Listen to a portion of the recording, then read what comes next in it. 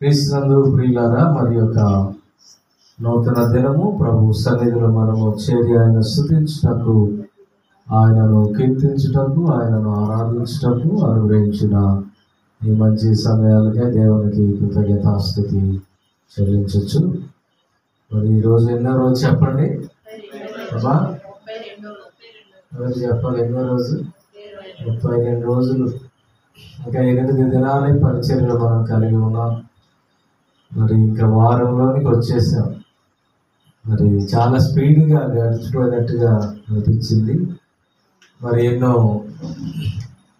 గొప్ప విషయాలు, కొన్ని నూతనమైన విషయాలు జరగటానికి దేవుడు సహాయం చేశాడు. మరి యూట్యూబ్ పరిచర్య కూడా మళ్ళీ పునరుద్ధరించడానికి ఉపవాస కూడికలో దేవుడు సహాయం చేశాడు. మరి చాలా దినాల తర్వాత, సంవత్సరాల తర్వాత బయటికి వెళ్ళి దేవుని వాక్యం అందించేటువంటి మరి అవకాశాలను దేవుడు అనుగ్రహిస్తూ వస్తున్నాడు. దేవునికి స్తోత్రం. మరి పరిచర్యలను ఇంకా ఆయన బలపరుస్తాడు. పరిచర్యలో ఉన్న సంఘ కుటుంబాలన్నింటినీ కూడా ఆయన తప్పక ఆశీర్వదిస్తాడు, దీవిస్తాడు. మరి అందులో ఎలాంటి సందేహం నాకైతే లేదు. హల్లెలూయా. తప్పక మనం ఒకానొక దినాన బలపరచబడి ఆయన ఇంకా మరి గణపరిచే కృపను ఆయన తప్పక అనుగ్రహిస్తాడని అలాంటి నిరీక్షణ కలిగి దేవుని దాసునిగా మరి మిమ్మల్ని అందరినీ కూడా ప్రోత్సహిస్తూ ఉన్నాను. ఈరోజు మన యొక్క ధ్యాన అంశము అబద్ధ ప్రవక్తలను గురించి జాగ్రత్తగా ఉన్నది. అబద్ధ ప్రవక్తల గురించి జాగ్రత్తగా ఉంది. The spirit of truth and the spirit of error. సత్యమైనటువంటి ఆత్మ, ఎర్రర్ అంటే భ్రమపరిచేటువంటి ఆత్మ. ఈ సత్య స్వరూపమైనటువంటి ఆత్మను గురించి మనకు తెలిస్తే ఆ మిగిలినవన్నీ కూడా ఎలాంటి అనుభవాలు, ఎలాంటి ఆత్మ సంబంధమైనవో మనం ఎరగటానికి దేవుడు మనకి సహాయం చేస్తాడు. మన ధ్యాన భాగము యోహాను రాసిన మొదటి పత్రిక 4వ అధ్యాయము 1 నుంచి 6 వరకు ఉన్నటువంటి దేవుని లేఖనాల్ని మనం దయచేసి అందరం కలిసి చదువుదాం.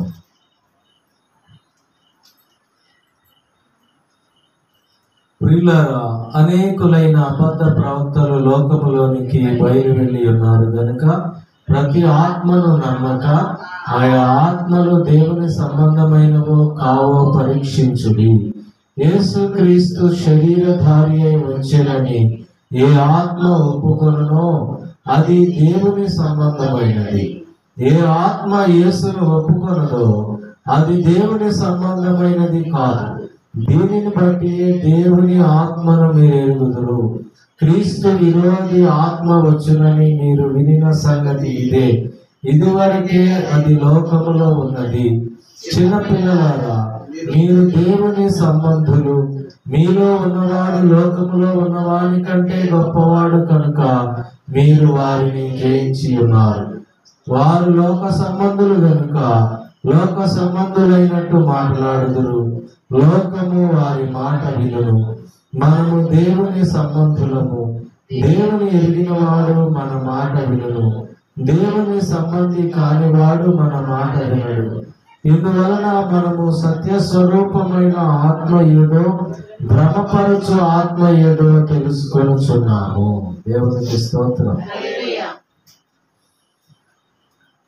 ఈ రాత్రి అంటే అన్ని విషయాలు సారిసారిగా మనకి ఈ యొక్క కాంటెక్స్ట్ మనకు తెలియచేసే విషయం ఏంటంటే, డూప్లికేట్ అనేటువంటిది ఉంది. దాన్ని మీరు ఎరగండి. డూప్లికేట్ ఉంది, డూప్లికేట్ స్పిరిట్ ఉంది, డూప్లికేట్ క్రీస్తులు ఉన్నారు, డూప్లికేట్ ప్రవక్తలు ఉన్నారు. అందుకే సత్యాన్ని ఎరగండి,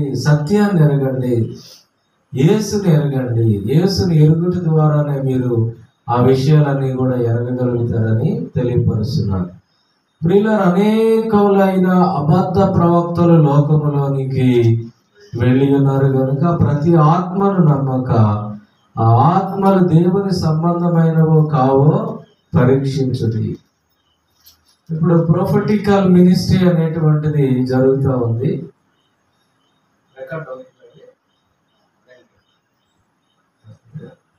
స్తోత్రం. అనేకులైన అబద్ధ ప్రవక్తలు లోకములోనికి బయలు వెళ్ళి ఉన్నారు గనుక ప్రతి ఆత్మను నమ్మక ఆత్మలు దేవుని సంబంధమైనవో కావో పరీక్షించుడి. హల్లెలూయా. చాలా మంది వెళ్ళిపోయారు. ఎవరాళ్ళు? అబద్ధ ప్రవక్తలు. సాతానుడు ఏం చేశాడని రాయబడి ఉంది. యజమానుడు పొలము దున్ని మంచి విత్తనాలు విత్తిన తర్వాత కొంతకాలానికి చూస్తే మంచి వాటితో పాటు గురుగులు కూడా వస్తావాలి. ఇదేంటి నాయనా యజమానుడా, మనము మంచి వాటినే విత్తాం కదా, గురుగులు ఎక్కడి నుంచి వచ్చినట్టు? ఇది శత్రువైన సాతాను యొక్క పని. దేవుడు మంచిని చేయాలని చూస్తూ ఉంటే మన హృదయంలో ఎప్పుడో సాతానుడు చెడు విత్తటానికి చూస్తాడు. చెడు విత్తితే అది ఫలించేటట్టుగా మన యొక్క హృదయంలో ఉంటే మంచి చెడు కూడా కలిపి అదగనివ్వాలి, లేకపోతే ఆ యొక్క హృదయ స్థితి పాడైపోదు. అందుకనే దేవుడు మన యొక్క హృదయాన్ని ఎప్పుడు కూడా 4వ నేల వలె ఉంచుకోవాలని తెలియపరిచాడు. అయితే ఇక్కడ ఈ కాంటెక్స్ట్లో అబద్ధ ప్రవక్తలు ఏం చేస్తారు? సత్యము నుండి వేరు చేస్తారు. ఇప్పుడు దేవుడు ఏది దేవుడు అని మనం ఎరిగామో, ఎవరు నిజమైన దేవుడని మనం ఎరిగి ఉన్నామో, ఆ యొక్క ప్రభువుని మన నుంచి దూరం చేయడానికి ఎన్నో రకాలైనటువంటి బోధలు వచ్చినాయి. అయితే దేవుని బిడ్డలారా, అనేకులైన అబద్ధ ప్రవక్తలు లోకములోనికి వెళ్ళి ఉన్నారు కనుక చాలా మంది వెళ్ళారు. ఇప్పుడు ఏం చేస్తారంటే వాళ్ళు మనకి వేరే విషయాల్లోనికి డైవర్ట్ చేస్తారు. మనం అబద్ధ క్రీస్తుని పరిచయం చేస్తారు. అబద్ధ ప్రవక్తలు అబద్ధాన్ని ప్రవచిస్తారు. మరి నాకు ఆ యొక్క అధ్యాయం గుర్తులేదు కానీ ద్వితీయోపదేశ కాండములో ప్రవక్త యెహోవా నామమున ప్రవచించినప్పుడు దేవునికి స్తోత్రం, కరెక్ట్గా అదే మాట వచ్చింది తీయగానే. ద్వితీయోపదేశ కాండం 18వ అధ్యాయము 22వ వచనము. ద్వితీయోపదేశ కాండం 18వ అధ్యాయము 22వ వచనం. ప్రవక్త యెహోవా నామమున చెప్పినప్పుడు ఆ మాట జరగకపోయిన ఎడలను ఎన్నడును నెరవేరకపోయిన ఎడలను అది యెహోవా చెప్పిన మాట కాదు. ఆ ప్రవక్త అహంకారము చేతనే దాన్ని చెప్పిన గనుక దానికి భయపడవద్దు. ప్రవక్త దేవుని పేరటే చెప్తున్నారు. ఇర్మియా కాలంలో ఎక్కువ మంది అబద్ధ ప్రవక్తలు పరిచయం అయ్యారు. దేవుని పేరటే చెప్తారు. అమ్మో చాలా విషయాలు చెప్పేస్తున్నాడంట, అన్ని విషయాలు ప్రవచించేస్తున్నాడంట, జరగబోయే చెప్తున్నారంట, వాళ్ళు చెప్పినట్టు అన్ని జరుగుతూ ఉన్నాయంట అని చెప్పేసి తండోపతండాలుగా ప్రజలు వెళ్ళిపోతున్నారు. వెళ్ళిపోయినప్పుడు ఆయన ఏదేదో చెప్తున్నాడు, ప్రవచిస్తున్నాడు. కానీ ఆ చెప్పబడినటువంటిది ప్రవక్త అంటే ఏంటి? భవిష్యత్తులో జరగబోయే సంగతులు చెప్పేటువంటి వాడు. ప్రవక్త అంటే భవిష్యత్తులో జరిగే విషయాలు. ఇదిగో ఇర్మియా చెప్పాడు, మీరు బబులోనికి వెళ్ళిపోవాలి, మీరు బబులోని చెరకు వెళ్ళిపోవాలి.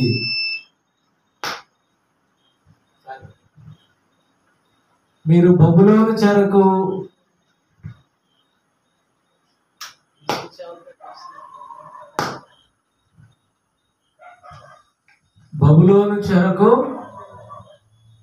మీరు బబులోని చెరకు వెళ్ళినట్లయితే అక్కడే మీరు ఉండండి, అక్కడే ఇల్లు కట్టుకోండి, అక్కడే వివాహాలు చేసుకోండి. ఎందుకు చెప్తున్నాడు? 70 సంవత్సరాలు ఆ పీరియడ్ ఉంటుందని ఇర్మియాకి తెలుసు. వీళ్ళేమంటారు, అసలు మేము వెళ్ళాం. కొంతమంది అంటున్నారు, ఇదిగో సిద్కియా నీవు జయమందుతో బబులోనియన్స్ మీద అని చెప్పి ఒక అతనైతే ఒక కొమ్ము తీసుకొచ్చి ఇదిగో ఈ కొమ్ముతోనే పొడి చంపుతామంటే, మరి ఇర్మియా మీ అందరికి వేరుగా చెప్తున్నాడుగా అని అడిగినప్పుడు, ఓ దేవుని బిడ్డలారా, రాజు అడుగుతాడు, ఎందుకయ్యా ఇట్లాగా నువ్వు అక్కడమే వేరుగా నా మంచి కోరకుండా చెప్తున్నావు అంటే, వాళ్ళకు అనుకూలమైనటువంటిది చెప్తేనే ఇష్టపడతారు చాలా మంది. కానీ ఇదిగో ఇది మంచిది కాదు. ఏలియా గద్దించాడు ఆహాబుని, చెడ్డవాడు కాబట్టి గద్దించాడు. ఇదిగో ఒక అన్య స్త్రీని చేసుకొని ఇస్రాయేల్ ప్రజలందరినీ కూడా విగ్రహారాధన వైపుకి వెళ్ళిపోతుంది, దేశం పాడైపోతుంది. ఇదిగో దేవుడు వర్షాన్ని రానివ్వడని ప్రార్థన చేశాడు, 3.5 సంవత్సరాలు ఆగిపోయింది. శత్రువుగా చూశాడు కానీ మార్పు చెందలేదు. ఒక స్త్రీ యొక్క మాట విని తన యొక్క హృదయాన్ని కఠినపరుచుకున్న అహాబు వంటి వాడెవడు లేడని బైబిల్లో రాయబడి ఉంది. అబద్ధ ప్రవక్తలనే నమ్ముతూ వచ్చారు. ఇర్మియా కాలంలో కూడా అబద్ధ ప్రవక్తలనే అన్నారు. కానీ ఇర్మియా దేవుడిని అడిగినప్పుడు, అయ్యా నేను ఒక్కడనే నువ్వు చెప్పమన్న విషయాలు చెప్తున్నారు, వాళ్ళు నీ పేరటే చెప్తున్నారు కదయ్యా, కానీ వాళ్ళు మేలు పలుకుతూ ఉన్నారు కంటే నేనే వాళ్ళ దగ్గరికి అబద్ధపు ఆత్మను పంపానని ప్రభువు చెప్పాడు. దేవుని బిడ్డలారా చూడండి, ప్రవక్త యెహోవా నామము పేరట చెప్పినప్పుడు ఈ రోజున చాలా మంది వెళ్తున్నారు, లాటరీగా తగిలితే తగలటం, లేకపోతే లేదు. అబద్ధ ప్రవక్తలు అన్నీ నెరవేరాలి. ఒకవేళ అది ఎప్పటికీ జరగలేదంటే అది దేవుడు చెప్పింది కాదు, అతని అహంకారాన్ని బట్టి దాన్ని చెబుతూ ఉన్నాడు. ఈ పరిచర్యలు ఎలా ఉంటాయంటే, ఈ అబద్ధ ప్రవక్తల యొక్క పరిచర్యలు ప్రజలందరూ ఇక ఆయన మీదే ఆధారపడి ఉంటారు, దీని మీద ఆధారపడరు. అర్థమైందమ్మా? బైబిల్ వాక్యం మీద కాకుండా ఆయన ఏం చెప్తాడో, ఆయన ఏం ప్రవచిస్తాడో అనే దాని మీదే ఆధారపడి ఉంటుంది. కానీ ఈ వాక్యం చెప్పాలి, వాక్యమే దేవుడు, ఇది సత్యం, ఇదే మనల్ని మంచి అనుభవంలోనికి నడిపిస్తుంది. కనుక మరి ఇర్మియా ప్రవక్త జీవితాన్ని మనం చూసినప్పుడు ఆ విషయాన్ని మనము చూస్తాము. అబద్ధ ప్రవక్తలు బయలుదేరిపోయి ఉన్నారు. దయచేసి చదవండి దేవుని వాక్యములో నుండి కొరింథీయులకు రాసిన మొదటి పత్రిక 14వ అధ్యాయము 29వ వచనాన్ని మనం చూద్దాం.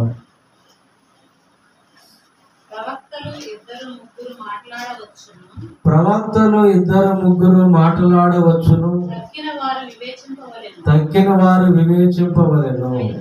అయితే చాలండి, ప్రవక్తలు 2-3 ప్రవచించవచ్చు, తక్కిన వారు వివేచించాలి. ఇదిగో వీళ్ళు చెప్పేది ఏంటి? వివేచించడం అంటే దేన్ని పడితే దాన్ని నమ్మక వివేచించాలి.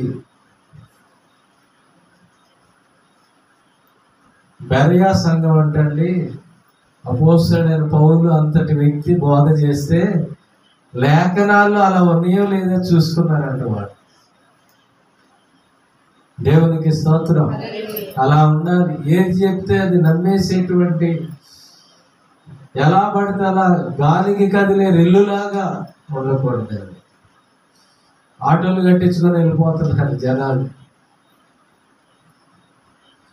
ఓ దేవుని బిడ్డలారా, దేవుడు మనతో మాట్లాడుతూ ఉన్నాడు. అబద్ధ ప్రవక్తలు బయలువెళ్ళి ఉన్నారు, అబద్ధములు ప్రవచించుచున్నారు. కాబట్టి ప్రతి ఆత్మను నమ్మక, ఆ ఆత్మలు దేవుని సంబంధమైనవో కావో పరీక్షించుడి. మనం పరీక్షించినప్పుడు, మనం పరీక్షించాలంటే ఒరిజినల్ మనకి తెలిసి ఉండాలి. నిజమైన ఆత్మానుభవం ఎలా ఉంటుంది, నిజమైన ఆత్మ చేత నడిపించబడటం ఎలా ఉంటుంది, పరిశుద్ధాత్మ దేవుని యొక్క అనుభవం ఏంటి, అసలు ఆ అనుభవంలో వాళ్ళు చెప్పేటట్టుగా ఉందా లేదా అనే విషయాన్ని మనము ఎరగాలి. దేవుని చిత్తమైతే మరి వైఎస్ఆర్ కాలేజీలో కానీ ఇక్కడ మళ్ళీ కూడికలు పెట్టినప్పుడు పరిశుద్ధాత్మ దేవుని యొక్క అనుభవం గురించి పూర్తిగా ప్రతిరోజు కూడా కొన్ని అంశాలు నేను మీకు బోధించాలని ఆశపడతా ఉన్నాను. దేవునికి స్తోత్రం. ఇంకా 21 దినాల పరిచర్యలు దేవుని చిత్తం అయితే సమయాన్ని బట్టి ఇయర్ ఎండింగ్ లోపు అక్కడ జరుగుతాయి. మీరు అవకాశాన్ని బట్టి రండి. చాలా శ్రేష్టమైన విషయాలు మీతో పంచుకోవడం జరుగుతుంది. హల్లెలూయా. కాబట్టి ప్రవచించేటప్పుడు కూడా ఏం చేయమంటున్నాడు, ఇంకొకళ్ళు ఆ ప్రవచించేస్తుంటే అందరూ ఇది నా కోసమే చెప్తున్నాడు అనుకోకుండా ఒకళ్ళు ఏం చేయాలంట, తక్కిన వాళ్ళందరూ ఏం చేయాలి, వివేచించాలి. దాన్ని నమ్మొద్దు, మీరు యోచించండి దాని గురించి. నీకు కోట్లు రాబోతున్నాయి అని చెప్తే అది ఎక్కడి నుంచి వస్తున్నాయో కూడా, కోట్లు వచ్చేస్తున్నాయి అంటే ఏ కోట్లు అయ్యి, డబ్బులా, సూట్లా?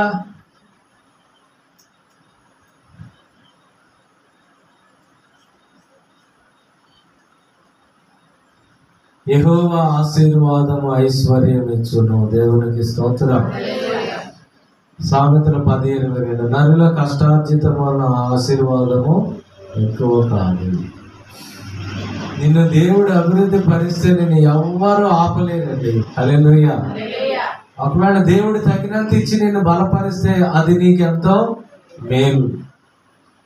ఎక్కువ డబ్బు ఉన్నోళ్ళకి బాధ, ఈ లోకాన్ని విడిచిపెట్టి వెళ్ళాలంటే ఏమండి. అలానే డబ్బు ఉండకూడదని చెప్పట్లేదు ప్రభు, తగినంత మనకి తప్పకుండా కావాలి. కానీ అత్యాశ కలిగి మనం ఏదో ధనాపేక్ష కలిగిన వారమై ఉండాలనేది దేవుని యొక్క ఉద్దేశం కాదు. అలా ఎవరో చెప్తుంటే దాన్ని బట్టే అది జరుగుద్ది అనుకోవటం కూడా చాలా తప్పు అభిప్రాయం అని దేవుని వాక్యం తెలియచేస్తూ ఉంది. నిజాన్ని, ఇప్పుడు మన పరిస్థితిని ఎరిగి మనము నడుచుకోవాలని మనం ఎరుగుతూ ఉన్నాం. మత్తయి సువార్త 24వ అధ్యాయము 5వ వచనాన్ని ఒకసారి దయచేసి చదవండి. మత్తయి సువార్త 24:5 అండి.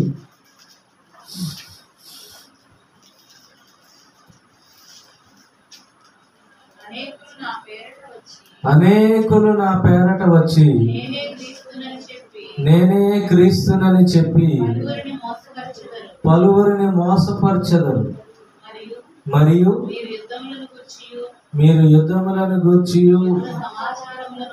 యుద్ధ సమాచారములను గూర్చి వినబోదురు. చూడండి, అనేకులు నా పేరట వచ్చి నేనే క్రీస్తునని చెప్పి పలువురిని మోసపరచెదరు.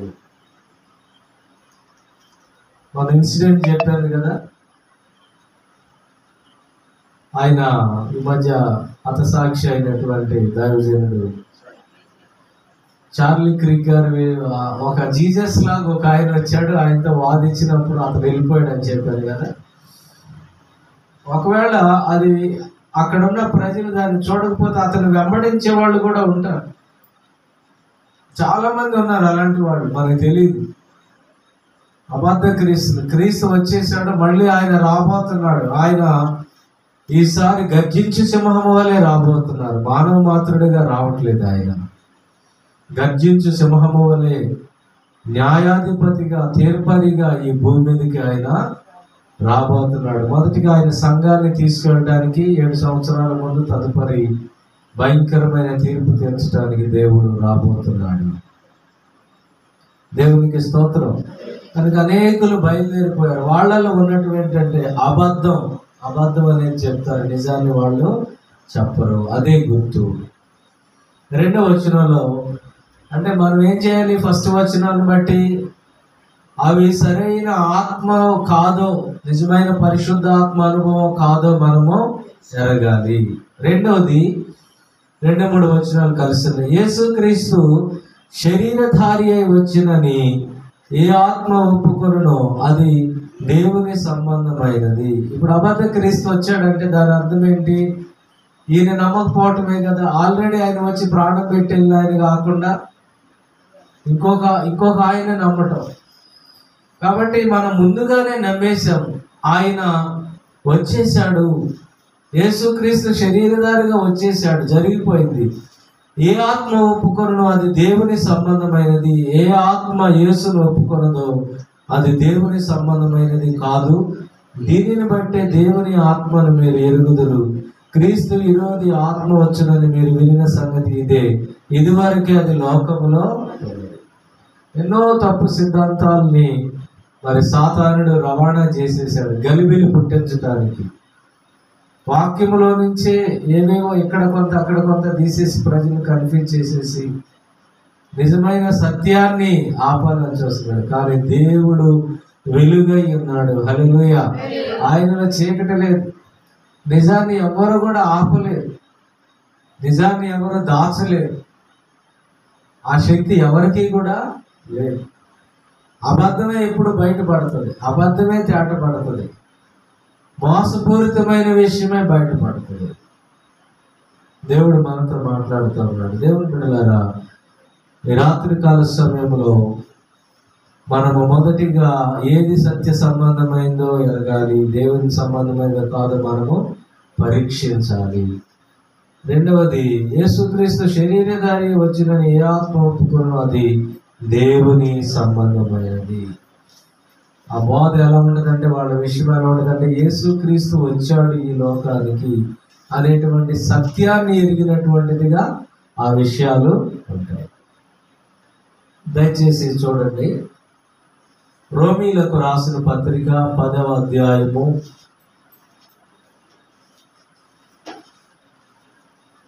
10వ అధ్యాయము 8 నుంచి 10 వరకు. అదేమని చెప్పుచున్నది? వాక్యము నీ యొద్దను నీ నోటను నీ హృదయములోను ఉన్నది.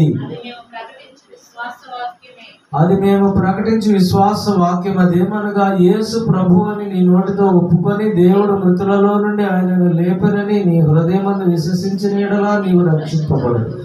ఏలయనగా నీతి కలిగినట్లు మనుషులు హృదయంలో విశ్వసించును, రక్షణ కలిగినట్లు నోటితో ఒప్పుకొనును. ఏలయనగా ఆయన విశ్వాసముంచు వాడెవడను సిగ్గుపడడని లేఖనము చెప్పుచూ ఉన్నది. దేవునికి స్తోత్రం. వాక్యం ఎక్కడికి వచ్చిందంట? నీ దగ్గరకు వచ్చింది. అదేమని చెప్పుచున్నది? వాక్యము నీ యొద్దను నీ నోటను నీ హృదయములోను ఉన్నది.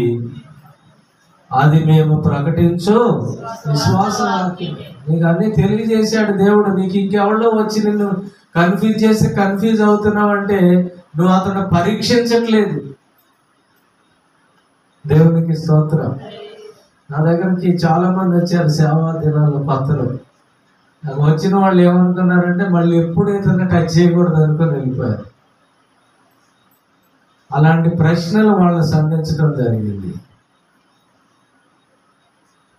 ఓ దేవుని బిడ్డలారా, మరి దేవుడు మనతో మాట్లాడుతున్నాడు. సత్యమైన విషయాలు మనం ఎరిగినప్పుడు మనము ప్రభువుల బలముగా నిలవగలిగిన వారముగా ఉంటాం. కొరింథీ పత్రిక 1వ పత్రిక 12:3 కూడా ఒకసారి దయచేసి చదవండి.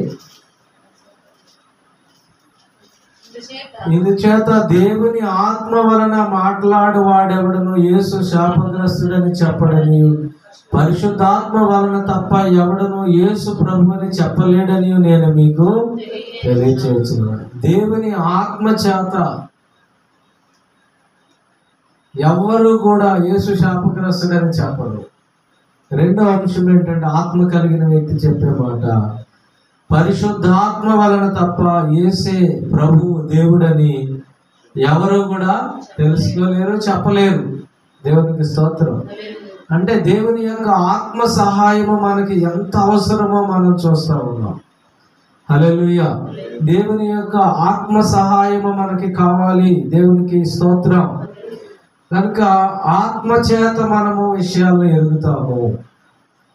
యోహాను రాసిన 1వ పత్రిక 5:1 కూడా, యేసే క్రీస్తై ఉన్నాడని నమ్ము ప్రతి వాడును దేవుని మూలముగా పుట్టి ఉన్నాడు. పుట్టించిన వానిని ప్రేమించు ప్రతి వాడును ఆయన మూలముగా పుట్టిన వానిని ప్రేమించును. దేవునికి స్తోత్రం. యేసుని నమ్మిన ప్రతి వ్యక్తి దేవుని మూలముగా పుట్టాడు. అంటే వాళ్ళు ఎలా పుట్టినట్టు? ఆత్మ మూలముగా మళ్ళీ వాళ్ళు జన్మించినట్టుగా లెక్క. నికోదేముతో ప్రభు చెప్పినట్టుగా ఆయనను నమ్మటం వల్ల దేవుని మూలముగా మనం పుడుతున్నాం. దేవుని మూలముగా పుట్టిన వారిలో దేవుని బీజము మొలుచును. అతనికి ఇక నాశనం అనేటువంటిది ఉండదు. 2 జన్మలుంటే ఒక మరణమే అని చెప్పుకున్నాం. దేవునికి స్తోత్రం. కనుక పుట్టించిన వానిని ప్రేమించు ప్రతివాడు ఆయన మూలముగా పుట్టిన వానిని ప్రేమించు. కనుక దేవుని బిడ్డలారా, మనం ఏం చేస్తాం ఇప్పుడు? అది ఆయన ఈ లోకానికి వచ్చాడని నమ్మాం కాబట్టి దేవుని బిడ్డలుగా మారాము. మనలాగా ఎవరైతే దేవుని బిడ్డలు ఉన్నారో వాళ్ళని ప్రేమిస్తాం మనం అప్పుడు. ఎందుకని? ఆయన నమ్మిన దాన్ని బట్టి అలాంటి స్థితి మనలోనికి వస్తూ ఉంది. హల్లెలూయా. 4వ వచనాన్ని మనం చూస్తే చదవబడిన, చిన్న పిల్లలారా మీరు దేవుని సంబంధులు, మీలో ఉన్నవాడు లోకములో ఉన్నవాని కంటే గొప్పవాడు కనుక మీరు వారిని జయించి ఉన్నారు. దేవునికి స్తోత్రం. మీరు దేవుని సంబంధులు. మనం దేవుని వలన పుట్టిన వాళ్ళం. దాని గుర్తేంటి? ఆయన్ని మనము నమ్మాము. అదే గుర్తు. 5వ వచనంలో అదే చెప్తున్నాడుగా. 5వ అధ్యాయం 1వ వాక్యంలో, యోహాను రాసిన మొదటి పత్రిక 5వ వాక్యంలో ఏం చెప్పాడు? యేసే క్రీస్తు అయి ఉన్నాడని నమ్ము ప్రతివాడు దేవుని మూలముగా పుట్టి ఉన్నాడు. ఇప్పుడు మనం దేవుని పిల్లలు, మీరు దేవుని సంబంధులు, మనం దేవునికి సంబంధించిన వాడు. మీలో ఉన్నవాడు లోకములో ఉన్నవాని కంటే గొప్పవాడు కనుక మీరు వారిని జయించి ఉన్నారు. మనలో దేవుడు ఉన్నాడు, పరిశుద్ధాత్మ దేవుడు ఉన్నాడు. యోహాను రాసిన సువార్త 14వ అధ్యాయంలో మనం చూస్తే 30వ వాక్యాన్ని మనం దయచేసి చదివినట్లయితే, యోహాను సువార్త 14:30, ఇకను మీతో విస్తరించి మాట్లాడును, ఈ లోకాధికారి వచ్చుచున్నాడు, నాతో వానికి సంబంధం ఏమీ లేదు, అయినను నేను తండ్రిని ప్రేమించుచున్నానని లోకము తెలుసుకున్నట్లు తండ్రి నాకు ఆజ్ఞాపించినది నెరవేర్చుటకు నేను ఇలాగ చేయించున్నాను. లెండి, ఇక్కడ నుండి వెళ్ళిదము. లోకాధికారి వచ్చుచున్నాడు నాతో. అంటే సాతాను ఎవరు? లోకాధికారి. అతనికి నాకు సంబంధం లేదు. నన్ను అప్పగిస్తాడు అతని అధికారాన్ని ఉపయోగించుకొని. నేను మీకోసం శిలువ మరణాన్ని పొందుతాను. అపవాదికి దేవునికి ఏ విధమైన సంబంధము లేదు. వాడు అబద్ధికుడు, అబద్ధము నాకు జనకుడు. వాడి యొక్క స్వభావమే అబద్ధము. కనుక ప్రభువు బిడ్డలుగా ఉన్నటువంటి మనము దేవుని బిడ్డలు, ఆయనకి ప్రభువుకి సంబంధం లేదు. ఈ లోక అధికారాలన్నీ ఉంటే లోక సంబంధమైన అధికారులందరూ వారి వెంట వెళతారు. అయినా కూడా మీరు ధైర్యముగా ఉండండి, నేను లోకమును జయించి ఉన్నాను, నేను మీతో ఉన్నాను. 16-11 కూడా మనం చూస్తే యోహాను సువార్తలోనే, లోకులు నా యందు విశ్వాసం ఉంచలేదు కనుక పాపమును గూర్చి నేను తండ్రి యొద్దకు వెళ్ళటం వలన మీరు ఇక నన్ను చూడరు కనుక, నీతిని గూర్చి ఈ లోకాధికారి తీర్పు పొంది ఉన్నాడు కనుక తీర్పును గూర్చి ఒప్పుకొన చేయును. తీర్పు అనేది ఉంది అనేటువంటి విషయాన్ని ఒప్పింప చేస్తాడు పరిశుద్ధాత్మ దేవుడు. మరొక వాక్యాన్ని మనం చూద్దాం. దయచేసి యోహాను సువార్త 3వ అధ్యాయము 31వ వచనాన్ని చదువుకుందాం.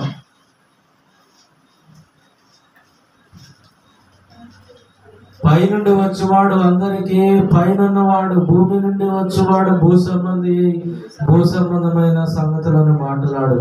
పరలోకము నుండి వచ్చేవాడు అందరికీ పైగా నుండి తాను కన్న వాటిని గురించి విన్న వాటిని గురించి సాక్ష్యమించును. ఆయన సాక్ష్యమును ఎవడును అంగీకరింపాడు. కానీ పైనుంచి వచ్చాడు, అందరికంటే పైన. సాతానుడు ఎక్కడున్నాడు? సాతాను ఎక్కడున్నాడు? లోకాసు వార్త 12:10 చదవండి.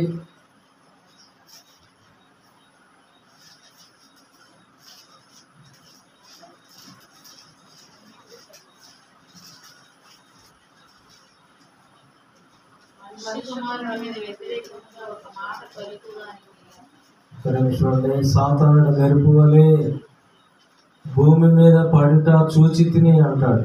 10:18 ఒకసారి చూడండి. ఆయన సాతాను మెరుపు వలె ఆకాశము నుండి పడుట చూచి తిని. చూడండి, ఎక్కడి నుంచి పడ్డాడంట? ఆకాశం నుండి పడిపోయాడు. ఎక్కడ పడ్డాడు? భూమి మీద పడిపోయాడు.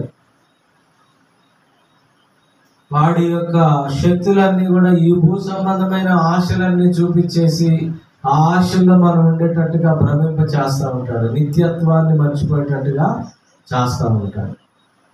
అందుకే ప్రభు చెప్తున్నాడు, మరి అపవాది మెరుపు వలె పడిపోయాడు.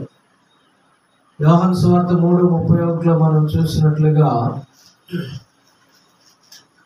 పైనుండి వచ్చేవాడు అందరికీ పైన ఉన్నాడు. వీడు భూమి మీద ఉండి భూ సంబంధమైన ఆశలు కల్పిస్తున్నాడు. ప్రభు పైనుంచి వచ్చి పైన జరిగిన విషయాలు తెలియచేస్తున్నాడు. కానీ ఈ భూమి మీద ఉన్న వాళ్ళంతా భూ సంబంధమైన ఆశనే కోరుతూ ఉన్నారు, కానీ పర సంబంధమైన విషయాలన్నీ ప్రభు చెప్పాడు. ఎందుకంటే ఆయనకే తెలుసు, ఆయనే అక్కడ నుండి ఎవరు సమీపించలేనటువంటి స్థలంలో ఉన్నటువంటి మహాదేవుడు ఆయన. మరి యోహాను సువార్తలోని 15:19 కూడా మనం ఒకసారి చూద్దాం.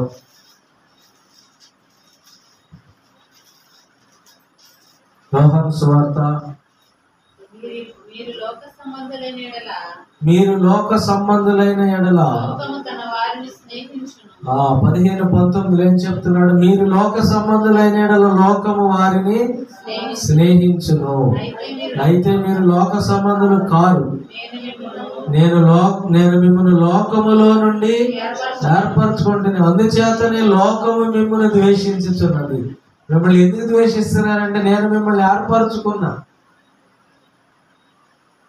లోక సంబంధులు లోకాన్ని స్నేహిస్తారు, మిమ్మల్ని స్నేహించలేరు. ఎందుకంటే మీరు దేవుని సంబంధులు. దేవునికి స్తోత్రం. కాబట్టి ద్వేషించబడుతున్నామంటే మనం అర్థం చేసుకోవాల్సింది ఏంటంటే, దేవుడు నన్ను ఏర్పరచుకున్నాడు ఆయన కొరకు జీవించడానికి లోకంలో. దేవునికి స్తోత్రం. 17:14 యోహాను సువార్తలోనే, వారికి నీ వాక్యం ఇచ్చి ఉన్నాను, నేను లోక సంబంధిని కానట్టు వారును లోక సంబంధులు కారు గనుక లోకము వారిని ద్వేషించింది. యేసుని ద్వేషించింది లోకము, మనల్ని కూడా ద్వేషిస్తుంది లోకం.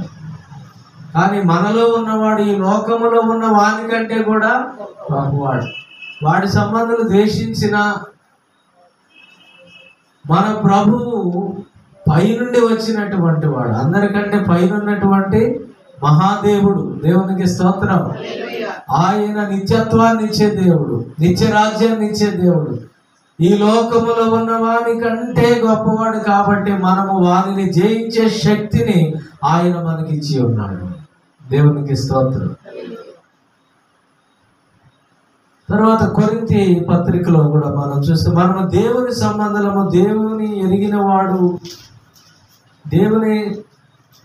ఎరిగినవాడు మన మాట వినును. దేవుని ఎరిగినటువంటి వ్యక్తి మన మాట వింటాడు. కొరింథీయులకు రాసిన మొదటి పత్రిక 2:12-16. దేవుని వలన మనకు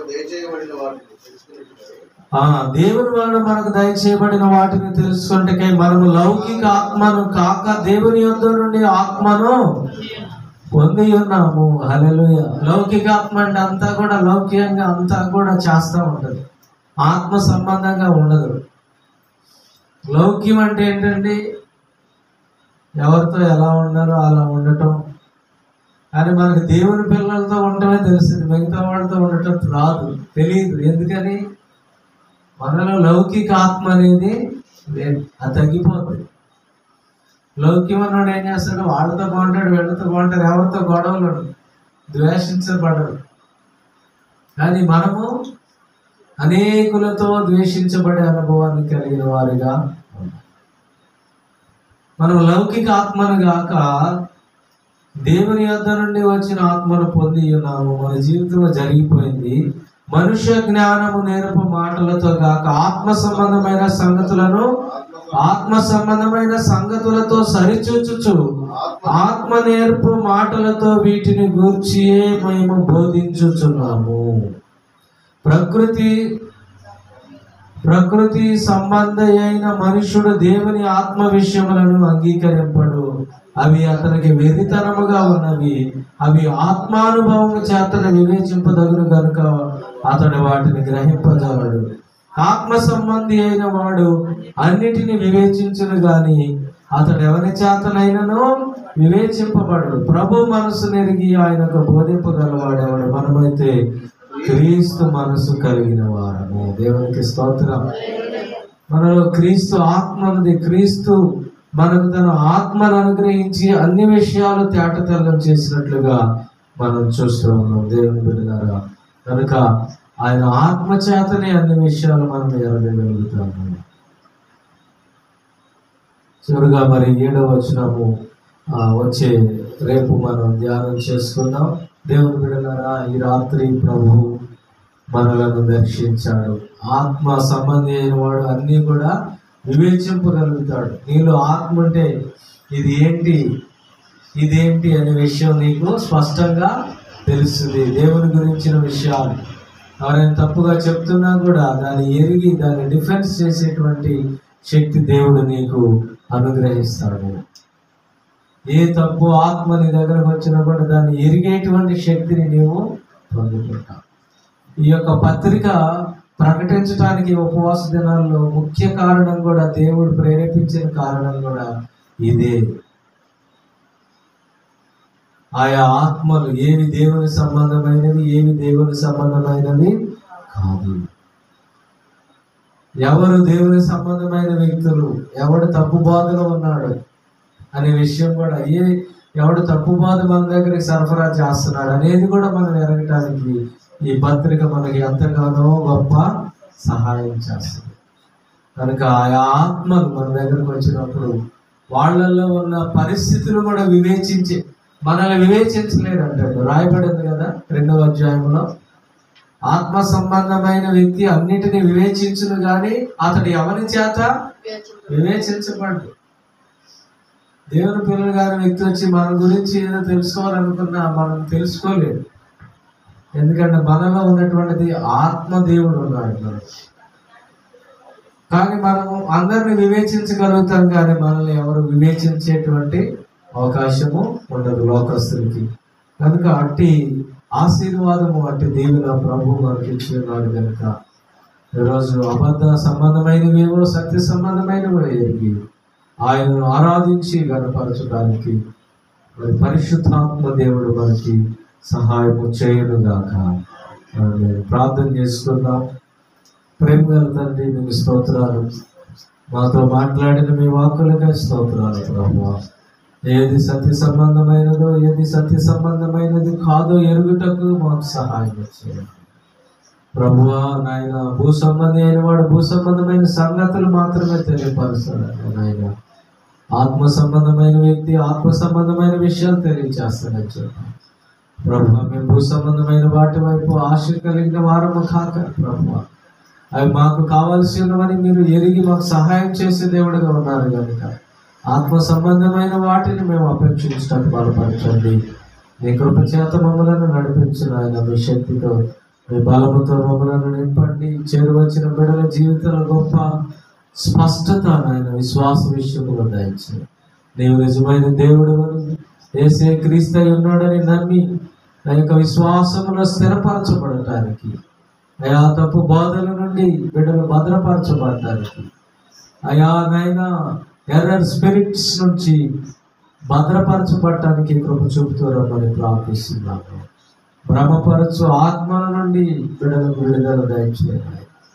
మీ గొప్ప కృపకు అప్పగిస్తూ నాయన మేమందరము కూడా సత్యమందు నిలిచి ఉండి మీ నామాన్ని హెచ్చించటకు, అయా మా యొక్క దినమున ముగించబడే పర్యంతము కూడా నీ అందరి విశ్వాసమును, నీవే ప్రభుడు అని, నీవే నాయన ఈ లోకానికి శరీరధారిగా వచ్చిన దేవుడు అని, మా కొరకు ప్రాణం పెట్టిన దేవుడు అని, అయా నాయన తిరిగి లేచి మా కొరకు రానైన దేవుడు అని మిమ్మల్ని ఎరిగి మీ కొరకు నిరీక్షించే ధన్యత దయచేసి ఇంకా మీ కృపలో వర్ధిల్ల చేయండి.